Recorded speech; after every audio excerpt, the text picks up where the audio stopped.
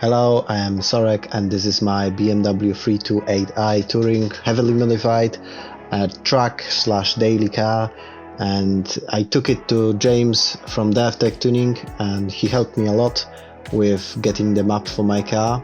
And also I've been using this Logger.s device that I've made to further increase the speed of my maps making on the dyno and outside the dyno. In this video I want to show you how to use the Logger.s and how it performed on the dyno, what data it showed, and then I'll show you the full dyno run, and at the end you will see how to operate the device and what features does it include. So enjoy the video.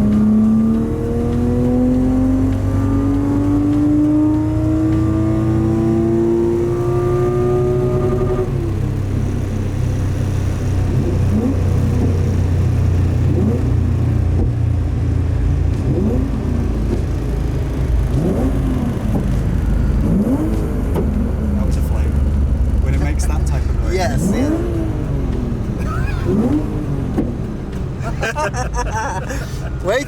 He does like the flames. I'll do another run to get some more heat in it and then get you some flames. I know how to make it flame now.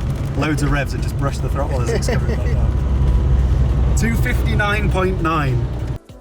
Hello everyone, I'm Sorek and this is Logger.s, the device that helped me on the dyno to get my car up to power. I'll show you how I've done it with the help of this device, so let's get started. First, we need to start the device. We plug it into OBD type port in the car with the extension or not, doesn't really matter. Although with the extension we can see the screen, which helps us a lot. So we start the device and it just boots up. It will connect to the ECU. We'll give you what ECU is this. We'll just start displaying the messages and it will start displaying the data. So very quick overview, you can see that there is a log to SD card. When it's turned on the green, it will basically say that yeah, we are logging in. We got the name of the device. You can put different names here and put like run 1, run 2, run 3 with the keypad, and so yeah, that's it. And that's the speed from the ECU. So we got 8.3 Hertz. It's actually pumping the data in. We can pause this, so if let's say we got some change, we're going on the dyno and we just want to look at one certain part of the log, we can basically pause it like this.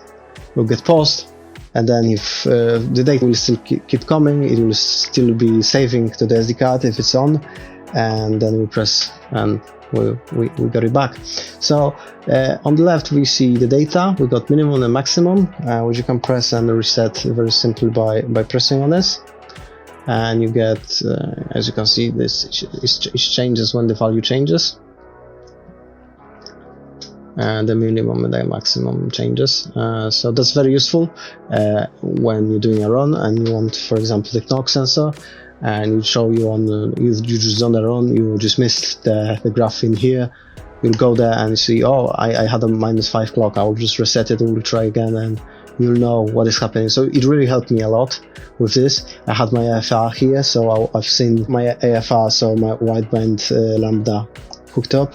So I've seen straight away that what my AFR is. So my wideband was here, and I was just seeing, okay, so all the run was actually, it was okay in the good spots. So I was really happy I had this device, because it didn't make me, it saved all my logs so I could analyze them later on. But first of all, I didn't have to care about, actually opening them and losing time on this. I just basically was looking, okay, I'm knocking there, I'm losing something here. Okay, that's great. I went in, I changed my maps, and with this device connected with USB Type-C, I used this as an impact cable with flasher to basically flash the new firmware. Clip be on the Dino like half an hour, maybe 1 hour, and it took me like 2-3 hours to actually do it by myself without this device. So it saved me a little bit of time, well a lot of time actually. So because one of the biggest features on the Dino, which is very helpful, is automatic logging. And this feature actually you can set in configuration files, we will explain on this spread video. You can check them for each of the parameters, and basically when these parameters like battery voltage exceeds certain number, let's say 13 or whatever you set up, it will start logging automatically. So if we want to see how those look, we will just go roughly over 13. You can see we started logging here. So now when we drop just a little bit and go back, you will still keep logging, which is very strange. Yes. Well, it stopped. What happened? It's very strange. Yes.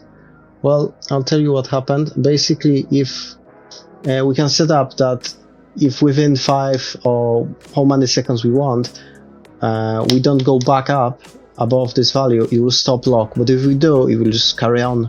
So it's great because if you put it on on throttle position, where I usually do, and you go above 50%, and you got from 0 to 100, of course. But when you set it, when it's above 50%, it will basically go up, and it will start logging. So when you drop it and put it again, it won't stop the log. You will continuously log it. But that's great for Dino. I actually set it up for throttle position. Whenever we put full throttle on Dino, we're just saving the files and get the data. So that's a very neat feature, and we knew everything about the engine. So we knew the load, the wideband AFR, measure flow, knock, current. We knew the engine speed, of course, Ascenta and Vanos angles, ignition angles, fuel injector. So we got all the data here. All this data is taken at all times at the same time with 8.3 Hz rate, and that's, mind you, on MS41. On MS43 you can actually go as high as up to 25 Hz or sometimes even 33 Hz. It's just how the way you want to set it up, and it works great. So you got all the lambda stuff and knock sensors, so you pretty much know everything about the car. So that's how I done it, and now you know how to do it yourself. If you want to go on Dino, just order one of those, and yeah, just let me know. I'll leave the link in the description so you can order one. And thanks again for James from DevTech for helping me with this Dino. It was really great. I made my car gain around 20 horsepower on this Dino this day, thanks to his help and of course this device. So thank you. Leave a comment, give a thumbs up, and of course subscribe to my and James' channel, because he's doing a really great job. So thank you very much. Have a great day. Actually, just one more thing. Soon after I went to James, I actually booked a Cadwell track day So this is the lab that I've made, and all overlay is taken from the Logger.s, and the data is displayed there. So yeah, I thought I would maybe add this video, because if you want to have overlays like this, I think this is a great device, and then you can compare what is happening to the engine exactly on the track day. So it's a great thing to analyze, and it's also great fun, especially Caldwell Park. I love it. So I'll leave it with the lab now. Thank you.